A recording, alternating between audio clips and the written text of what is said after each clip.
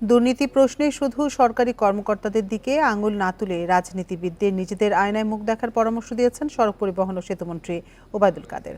সকালে রাজধানীর হযরত শাহজালাল বিমানবন্দরে বিআরটিসির শাটল বাস উদ্বোধন শেষে সাংবাদিকদের প্রশ্নের জবাবে একথা বলেন তিনি। এ সময় কাদের বলেন, দুর্নীতি শুধু সরকারি কর্মকর্তারাই করে থাকে একথা বলা যাবে না।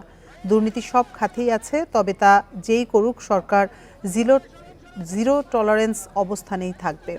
দুদকের কাজে কোনো হস্তক্ষেপ করা হচ্ছে না বলেও জানান ওবায়দুল কাদের।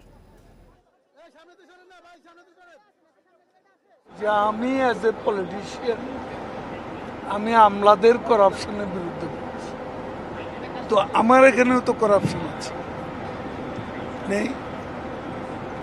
অবশ্যই আছে। আমি মনে করি এখানে দুদক আছে, আর দুদককে প্রধানমন্ত্রী একেবারেই জিরো টলারেন্স নীতিতে তিনি অটল।